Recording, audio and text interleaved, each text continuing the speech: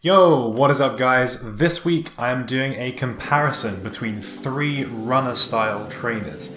So we have the Adidas Ultra Boost, the Y-3 Retro Boost, and over there in the corner the Nike Flyknit Racer. So these are mid to high end shoes designed with a slim silhouette, interesting materials and comfort and performance in mind. We'll take a look at quality, fit, price and style so you guys can get a better idea of which of the three is the right runner for you. First up is the Adidas Ultra Boost, which retail at £130. They are visually quite understated. The Flyknit material provides a subtle texture and the cage gives some shape to the single sock-like piece of material which forms the rest of the shoe. The Flyknit material is thick and feels sturdy and grips your foot quite snugly.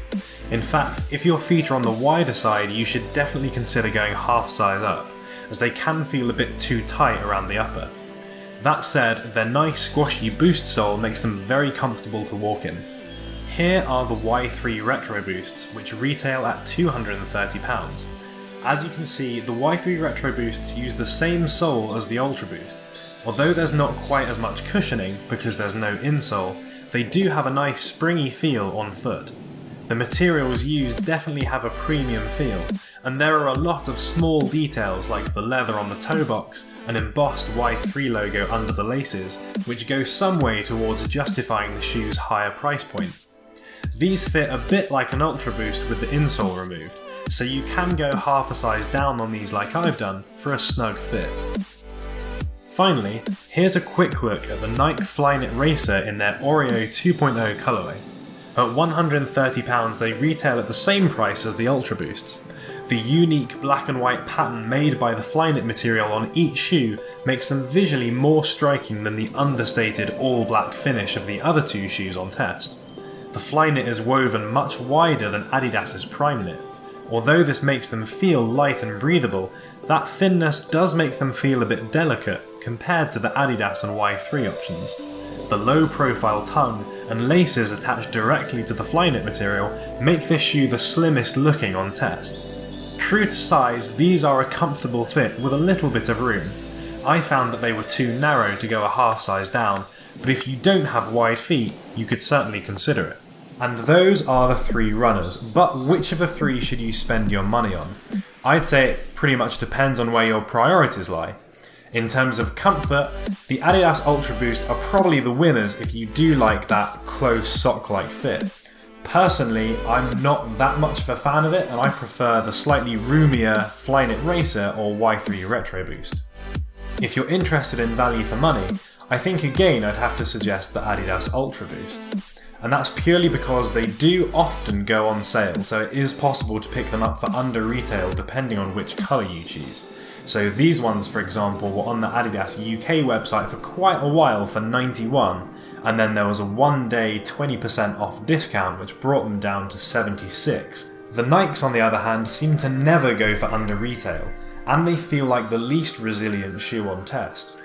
Although the Y3s are noticeably higher in quality than both the Adidas and the Nike, the massively increased price tag means that it's a bit difficult to justify. Which shoe looks the best is a tricky one, and obviously very subjective.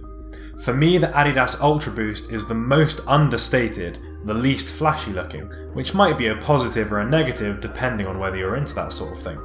For me though, if I was spending up to $130, I would want something to be a little bit distinctive looking, and yeah, have a little bit of that flashiness about it. And I feel like the Adidas Ultra Boost just doesn't really do that enough unless you're looking at the texture in the Flyknit material up close. The Y3 Retro Boost might not look flashy from a distance, but once you get up close to it, it's very obvious that there's a lot of unique features and materials that are going on here. And for that reason, I think it is just the right amount of flashiness. I think using those interesting textures and creating something unique from that rather than relying on very bright colours is exactly the right way to go for this kind of shoe. The neoprene and leather in particular make it very obvious as soon as you get up close to it that this is a premium looking and feeling shoe, without being overly garish, and for that reason I do really like its looks. The dual colours of the Nike Flyknit Racer certainly makes them look the flashiest, and the nice slim silhouette is definitely a positive feature for me. So in my opinion, looks for these three shoes go on a kind of sliding scale. At one end you have the Adidas Ultra Boost, which is very understated looking, and on the other extreme you have the Nike Flyknit Racer, which is a little bit flashy. In the middle ground sits the Y-3 Retro Boost, which is just interesting enough to attract attention, but certainly isn't too flashy or overbearing from a distance. So for me, I do think it's the Retro Boost that wins in terms of looks. With all of these factors together, it does become very difficult to draw a single conclusion about which of these three is the best. Although, spending over $200 on a pair of shoes like these is a lot to ask. So in my opinion, unless you can get the Y-3 Retro Boosts on sale, they're not really something that I can recommend, just because that price tag is that little bit too high for me.